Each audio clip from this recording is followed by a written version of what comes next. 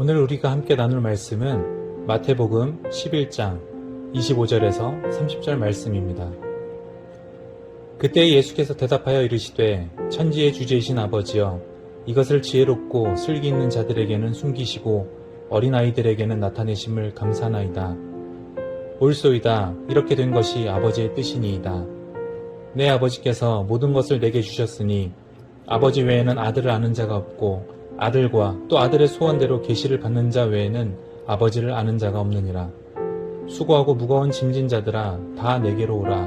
내가 너희를 쉬게 하리라. 나는 마음이 온유하고 겸손하니 나의 멍에를 메고 내게 배우라.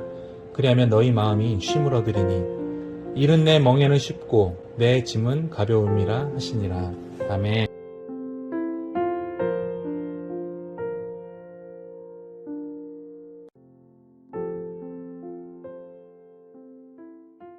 할렐루야! 수요일에 배우신 여러분들을 예수님의 이름으로 환영하고 축복합니다. 우리 모두는 땅끝의 아이들입니다. 이 문장은 땅끝의 아이들이라는 책의 첫 시작을 알리는 문장이었습니다. 이 책의 저자는 과거 미국에서 검사로 또 변호사로 활동하던 엘리트였습니다.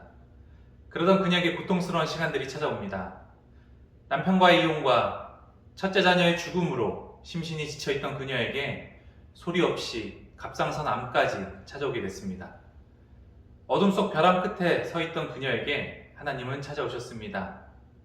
그녀는 하나님의 부르심을 받아 목사 안수를 받았고 암도 치유되었습니다. 과거 청소년을 선도하던 검사였던 그녀는 이젠 죽어가는 청소년들을 주님 품으로 인도하는 청소년 사역자가 되었습니다. 그렇게 미국, 호주, 아프리카, 중국 등 전 세계를 다니며 하나님을 증거했습니다. 그리고 지난 2011년 하나님 품에 평안히 안겼습니다. 아버지로부터 받지 못한 사랑의 결핍으로 평생을 고통스럽게 살았던 그녀의 삶이었지만 하나님은 이민아 목사를 통해 복음의 씨앗을 뿌리셨습니다. 그 씨앗은 그녀의 아버지인 이 시대의 최고의 지성인이라 일컬어지던 이어령 전 문체부 장관에게도 심어졌습니다. 이어령 전 박사는 고통받던 딸을 위통해 예수 그리스도를 만났고 그 자신이 하늘의 부르심을 받는 그날까지 자신이 예수쟁이임을 드러내며 살았습니다. 하나님의 방법은 참 놀랍습니다. 뛰어난 통찰력과 지성을 지닌 채 무신론자였던 그가 70세가 다 되어서 하나님을 만날 것이라고는 아무도 생각하지 못했을 것입니다. 거듭난 그는 남은 인생을 예수님의 은혜를 누리며 그 은혜를 표현하는 데 주저함 없는 삶으로 보냈습니다. 과거 자신의 것에 맞춰져 있던 모든 초점들이 하나님께로 향했습니다. 그가 저술한 책, 지성에서 영성으로는 그의 변화된 모습을 자세히 보여주는 책이 되었습니다. 오늘 나눌 본문의 말씀에서는 우리가 너무나도 잘 아는 수고하고 무거운 짐진 자들아 다 내게로 오라는 말씀이 등장합니다. 우리는 이 말씀의 전후 맥락을 살펴보면서 하나님의 은혜를 깨닫는 자들에게 하시는 말씀의 깊은 의미를 한 번 더 생각해 보고자 합니다. 말씀을 이어가기에 앞서 우리가 자주 사용하는 은혜라는 단어의 의미를 먼저 알아볼 필요가 있겠습니다. 먼저 하나님이 우리에게 부어주시는 은혜, 우리는 그것을 은총이라고 합니다. 그리고 우리가 하나님의 은총을 깨닫게 되는 것, 그것을 은혜라고 말합니다. 죄사함의 은혜, 물질 축복의 은혜, 건강의 은혜, 평강의 은혜 등 우리 삶에서 은혜를 고백할 수 있는 것, 그것은 바로 하나님께서 우리에게 부어주셨음을 깨닫고 그것을 고백하는 것입니다. 오늘 본문의 말씀 마태복음 11장 25절 그리고 30절까지 말씀 이전에 어떤 말씀이 있었는지 한번 같이 보겠습니다. 2절에서부터 19절에서는 옥에 갇힌 세례요한의 모습이 나타납니다. 그리고 16절과 24절에서는 예수님을 반대하는 세력들이 점점 커지고 있는 상황에서 하나님께 기도를 하는 예수님의 모습이 드러납니다. 이때 시점은 예수님께서 제자들에게 병을 낫게 하는 능력과 귀신을 쫓아내는 능력을 부어주시고 세상 가운데 복음을 전파하여 보내신 후 제자들이 사역을 마치고 돌아왔을 때였습니다. 24절을 읽어보겠습니다. 예수께서 권능을 가장 많이 행하신 고을들이 회개하지 아니하므로 그때에 책망하시되, 예수님이 수많은 기적과 이적을 행하시고 제자들을 파송해서 하나님 나라의 복음을 전했음에도 유대인들은 여전히 냉담한 반응을 보이고 있음을 볼 수 있습니다.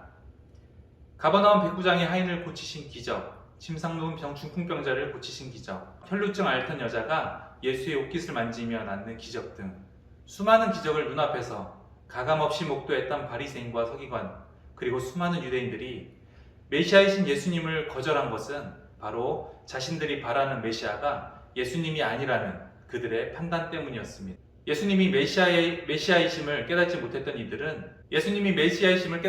이들은 스스로들이 쌓은 우매하고 공고한 교만의 성에 갇혀 있었습니다. 그들은 자신들의 생각의 수준에 맞는 절대적이고 누가 봐도 놀라 뒤집어질 만한 권세를 지닌 모습의 메시아가 하늘에서 자신들에게 찾아와 구원해 줄 것이라고 믿었습니다. 메시아였다면 고통받는 유대인들을 구원하고 그들의 적들을 모두 진멸하셔야 했습니다. 하지만 예수님은 유대인들이 배척하고 힐난하던 창녀와 세리들과 함께 했으며 부정한 병자들을 만나 그들을 고치셨습니다. 심령이 가난한 자들의 삶을 돌보시며 그들을 위로하기를 원하셨습니다. 그런 그들을 두고 예수님은 천국의 복음을 교만한 자들에게는 숨기시고 어린아이들에게는 나타내셨다고 말씀하십니다. 오늘 본문 말씀 25절을 다 같이 읽어보겠습니다.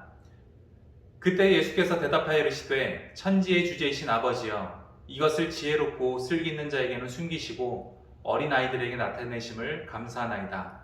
옳소이다. 이렇게 된 것이 아버지의 뜻이니이다. 예수님은 천지를 주관하시는 하나님 아버지께 기도를 드립니다. 예수님은 스스로를 지혜롭고 슬기 있는 자로 여기는 교만한 바리새인과 서기관과 같은 유대인들에게 천국 복음을 숨기셨다 말씀하십니다. 주야로 율법을 묵상하며 스스로의 신앙 행위에 심취해 있던 그들은 그렇게 자신의 편견으로 눈앞에 계셨던 메시아를 몰라봤습니다. 반대로 유대인 이방인들이 간절하고 겸손한 마음으로 천국을 사모하며 예수님께 나와 회개할 때 그들에게는 천국 복음을 나타내셨습니다. 예수님께서는 어린아이에게 나타나셨다고 말씀하셨죠. 여기서 이 어린아이는 연약한 존재입니다. 그래서 본능적으로 자신의 보호자를 의지하게 되고 그리고 신뢰합니다. 어린아이가 세상을 이해하기 위해서는 늘 부모님의 세심한 가르침이 필요합니다. 어린아이는 단순합니다. 그래서 말씀을 받은 그대로 믿고 믿는 대로 세상을 바라보게 됩니다. 하나님은 우리를 너무나도 사랑하십니다. 그래서 연약한 어린아이와 같은 우리를 위해 직접 보호자가 되어주시겠노라 말씀하셨습니다. 그리고 믿고 의지하고 신뢰하라라고 성경 전체에서 말씀하십니다. 우리가 은혜가 은혜되도록 누리기 위해서는 먼저 우리가 하나님 앞에서 철저히 영적 어린아이임을 깨달아야 합니다.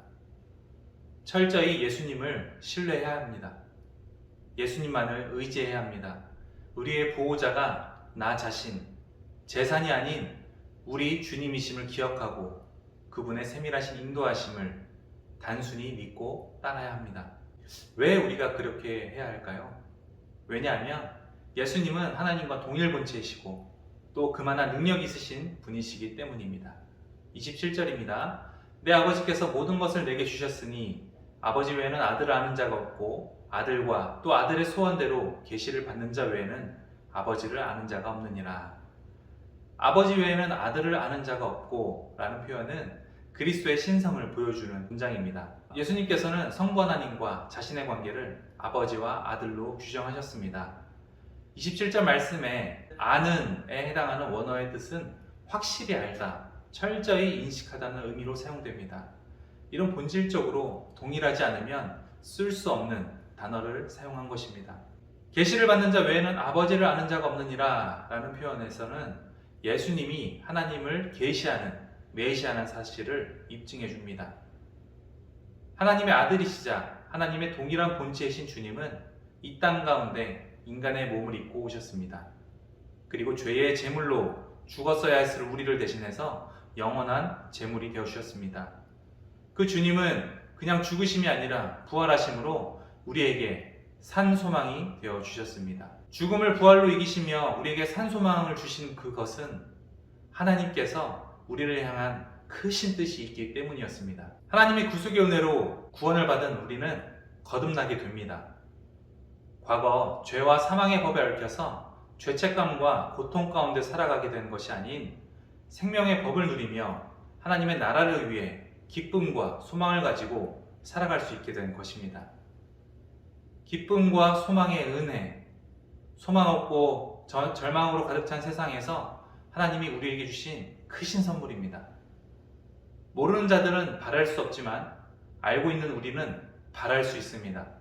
우리의 삶을 이루어 가실 하나님의 멋진 인도하심을 바랄 수도 있고 우리를 통해 역사하실 하나님의 깊은 섭리들을 기대할 수도 있습니다. 그렇게 영적인 아이는 하나님의 나라를 위해 하나님의 무한한 공급하심을 기대할 수 있습니다. 그리고 그만한 믿음의 분량의 사람으로 자라날 것을 주님은 원하시고 우리에게 아낌없이 베풀어 주시길 원하십니다. 우리 모두 하나님 앞에서 믿음의 영적 자녀로서 하나님을 철저히 신뢰하고 그분의 공급하심과 인도하심에 거하는 모든 성도님들이 되시기를 예수님의 이름으로 축원합니다. 하지만 하나님이 허락하시는 은혜를 누림을 방해하는 것들이 있습니다. 바로 죄의 문제입니다. 죄는 우리로 하여금 낙심하고 좌절하게 만듭니다. 우리 인간의 심연에 숨겨진 죄성은 계속 우리로 하여금 죄를 짓게 합니다. 우리를 점점 더 큰 죄를 짓도록 유도합니다. 이전에는 두려웠던 죄들이 이제는 아무렇지 않은 것으로 느껴지게 되기도 하고 우리의 심적 고통을 줄이기 위해서 우리의 몸은 이 죄를 온갖 방어기제를 동원해 아무렇지 않게 여겨지도록 만듭니다. 하나님 앞에서 우리는 영원한 아이라고 아까 말씀을 드렸습니다. 이 아이는 스스로 자신의 충동을 제어하기가 굉장히 어렵습니다. 죄의 문제는 인간의 노력만으로 뿌리 뽑을 수 있는 것이 아닙니다. 하나님의 은혜가 우리 삶 가운데서 계속적으로 거해야만 우리가 죄를 분별할 수 있습니다. 그리고 죄의 유혹을 뿌리칠 수 있는 힘이 생깁니다. 즉, 죄를 이기는 힘, 이것은 하나님으로부터 나오는 영적인 힘입니다. 우리는 인정해야 합니다. 죄를 이길 수 있는 것은 오로지 하나님의 능력을 힘입는 것밖에는 없습니다. 동일하게 우리 인생 가운데 역사하시는 수많은 문제들 또한 하나님의 능력이 아니면 아무것도 해결할 수 없다는 것을 우리는 기억해야 합니다.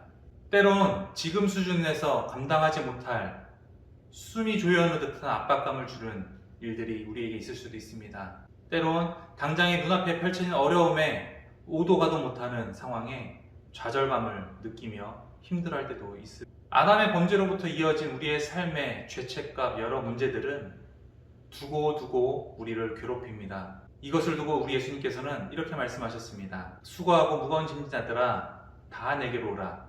내가 너희를 쉬게 하리라. 나는 마음이 온유하고 겸손하니 나의 멍에를 메고 내게 배우라. 그리하면 너희 마음이 쉼을 얻으리니 이는 내 멍에는 쉽고 내 짐은 가벼움이라 하시니라. 아멘. 수고한다는 것은 힘겹고 어려운 노동, 육체적, 정신적으로 하는 모든 노동, 자기 구원과 자기 공로로 이루기 위한 수많은 노력들과 행복을 향한 다름질들로 지친 상태를 일컫습니다. 무거운 짐을 진다는 것은 염려와 의심, 탐욕과 야망의 짐, 성취욕의 짐, 경쟁의 짐, 종교와 죄의 짐에 눌려있는 상태를 말합니다. 예수님께서는 이 모든 수고하고 무거운 것들의 삶들을 모두 주님 앞에 가져오라 말씀하십니다. 그런데 예수님께서는 29절에 나의 멍에를 메고 내게 배우라. 그리하면 너희의 마음이 쉼을 얻으리라는 말씀을 하십니다. 여기서 질문이 생깁니다. 우리의 멍에를 벗는 것보다 예수님의 멍에가 더 무거워 보입니다. 그리고 28절의 말씀에서 쉬게 하라는 말씀으로 멍에를 벗겨주실 것 같이 말씀하셨는데 29절에서는 왜 나의 멍에를 메라고 말씀하셨을까요? 본문에서의 예수님이 지라하신 이 멍에는 십자가 사역의 멍에가 아닌 사랑의 멍에를 말합니다. 과거 유대 사회에서 멍에를 맨다라는 표현은 스승과 제자 사이에 훈육관계를 가리킬 때 관용적으로 쓰던 표현이었습니다. 당시 서기관과 바리새인들은 거짓 스승으로 백성들에게 죄와 염려의 고통, 육체적 의무 이외에도 율법과 유전의 짐을 지우게 했습니다. 반면에 우리 예수님은 율법과 세상의 멍에가 아닌 자신의 사랑의 멍에를 매도록 명령하신 것입니다. 율법과 세상의 멍에를 벗어버리는 유일한 방법은 바로 예수님의 사랑의 멍에를 지는 일입니다. 주인도 모르는 멍에를 메고 세상에서 채찍질 속에서 살아가는 것이 아니라 주인이 되시는 예수님의 사랑의 멍에를 예수님과 함께 메고 우리의 발길을 달려나가는 것입니다. 기독교의 교부라 말하는 성 어거스틴은 예수님의 멍에를 새의 깃털에 비유했습니다. 깃털이 창공을 자유롭게 날 수 있을 만큼 가볍다는 것입니다. 그가 말하는 이 표현은 예수님의 허락하시는 멍에는 세상의 것과 전혀 다른 차원의 것이라는 것을 말해줍니다. 그 멍에는 기쁨이 있습니다. 평강이 있습니다. 그리고 행복이 있습니다. 온유하고 겸손하신 예수님께서는 우리에게 당신의 삶을 따라 살 수 있도록 우리에게 소중한 공동체를 허락하셨습니다. 교회와 가정, 학교와 직장 등 우리가 예수님의 삶을 배우고 따라 실현할 수 있는 그 현장들 말입니다. 현대의 수많은 영혼들은 아직도 주인을 모르는 멍에를 메고 언제 어디까지 어떻게 가야 할지 모른 채 인생의 여정을 살아갑니다. 세상의 시선과 기준, 늘 나보다 잘 사는 사람, 잘 나가는 사람과 비교하며 스스로의 인생의 멍에를 더욱 무겁게 하며 그렇게 만족함 없이 살아갑니다. 그리고 더 많은 것을 갈구합니다. 하지만 그 갈급함의 끝은 우린 알 수 없습니다. 갈급함에서 나오는, 결핍에서 나오는 갈구함은 욕심을 낳습니다. 그렇게 욕심은 죄로, 죄는 사망으로 잉태하며 결국 처참하게 쓰러져 있는 우리를 발견케 됩니다. 제 아무리 많은 돈을 벌고 사회적으로 높은 위치에 올라가고 많은 것을 누린다 하더라도 우리의 이 생에는 끝이 있다는 사실을 명심해야 합니다. 그리고 인생의 끝, 그 너머에 있는 또 다른 삶이 있다는 사실은 받은 자만이 알 수 있는 비밀입니다. 이 비밀을 알게 하신 것, 그것은 모두 전적인 하나님의 은혜임을 우리는 기억해야 합니다. 설교 서두에서 이민하 목사와 이어령 박사의 이야기를 간단하게 말씀드렸던 것을 기억하실 겁니다. 이어령 박사는 자신의 사랑을 받지 못해 사랑을 갈구하다가 종국에는 실업까지 잃는 불치병을 얻은 불쌍한 자신의 딸의 모습을 회상하며 이렇게 이야기했습니다. 그 어렵다는 법대를 조기 졸업하고 외롭게 아이를 키울 때 바닷가에서 아버지 하고 목이 쉬도록 울 때 자신의 대역을 대신해 준 분이 하나님이라는 걸 깨달았습니다. 라고 말입니다. 지난 세월 바빠 소홀했던 자신이 못해준 걸 하나님이 대신해 주셨으니 우리 딸 미나가 말하는 아빠가 예수님을 믿는 게 소원이라는 이 말에 내가 뭘 못 믿겠나 해서 신앙의 여로를 시작했습니다. 라고 그는 이야기했습니다. 그들의 믿음을 보시고 하나님은 딸의 불치병을 치유하셨습니다. 그리고 그것이 아버지를 하나님의 품으로 돌아오게 하려고 했던 하나님의 크신 계획이셨습니다. 그렇게 그들을 통해 하나님은 당신의 살아계심을 증거하셨습니다. 은혜가 은혜되게 하는 것, 그것은 아버지 되신 우리 하나님이 영적 어린아이인 우리에게 베풀어 주신 은혜를 깨닫는 것입니다. 영적 어린아이인 우리는 아버지 되신 하나님의 말씀을 전적으로 신뢰하고 의지하며 살아야 합니다. 아무리 죄가 우리가 하나님의 은혜를 누리지 못하게 막으려 한다 하더라도 하나님 앞에서 죄를 소상히 고하고 또 회개하며 하나님의 능력을 힘입어 죄를 이겨냅시다.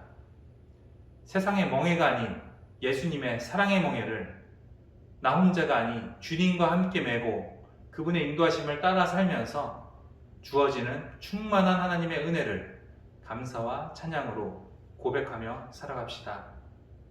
그리고 이 모든 것이 하나님께서 하셨음을 증거하며 살아가는 믿음의 성화된 주님의 제자들이 되시기를 예수님의 이름으로 간절히 소망하고 축복합니다. 기도하시겠습니다. 우리의 보호자 되신 하나님 아버지, 감사와 찬양을 올려드립니다.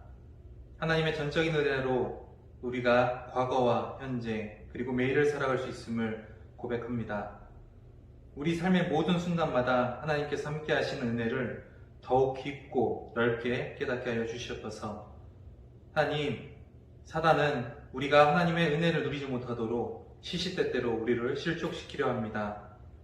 우리가 사단의 속임수에 넘어가지 말게 하시고 우리가 하나님의 말씀을 의지하며 하나님의 능력을 힘입어 죄의 모든 연결고리들을 끊어내는 믿음의 사람들 되게 하여 주시옵소서. 우리 인생 가운데 들이닥치는 수많은 문제들 그 속에서 두려워하지 말게 하시고 오직 하나님께서 이루실 일들을 기대하며 믿음으로 주님의 사랑의 멍에를 메고 나아갈 수 있도록 인도하여 주시옵소서.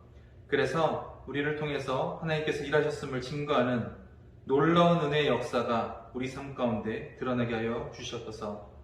사랑하는 우리 교회를 위해 기도합니다. 예수님이 피로 세운 가락성산교회를 기억하시고 성산의 모든 가족들이 주님의 사랑으로 서로를 보듬고 아끼며 작은 천국을 이루어나가는 우리 교회가 되게 하여 주시옵소서. 예배를 위해 기도합니다. 하나님께 올려드리는 우리의 찬양과 경배를 기뻐 받으시고 무엇보다 우리가 살아가는 매일의 삶이 하나님께 드려지는 삶의 산 제사가 되게 하여 주시옵소서. 특별히 모든 예배를 준비하는 동역자들과 예배 가운데 함께할 모든 영혼들 가운데 주님이 부어주시는 은혜를 충만히 경험하는 예배 되게 하여 주시옵소서. 예수를 믿지 않는 주님의 택정된 자녀들이 이곳에 제단에 나오게 하시고 즐거이 주님의 복음을 전하는데 부족함이 없는 우리 모든 성산의 가족들이 되게 하여 주시옵소서. 특별히 다음 세대를 위해 기도합니다. 청년들의 삶의 예배가 회복되게 하시고 이들의 살아가는 모든 순간들이 주님의 손에 붙들림 받되어 세상을 이기면서 나아가는 귀한 주님의 군사들 되게 하여 주시옵소서. 주일 성경학교의 영적, 질적, 양적 부흥을 허락하시고 사역을 감당하는 교역자와 선생님들을 더욱 굳건한 믿음으로 붙들어 주시옵소서. 아프리카 잠비아의 김혜진 선교사님과 태국의 전찬섭 선교사님을 비롯한 동역자들과 돕고 있는 교회들에게도 주님의 귀한 은혜가 넘쳐나게 하여 주시옵소서. 우리 모든 말씀 예수님의 이름으로 기도드립니다. 아멘.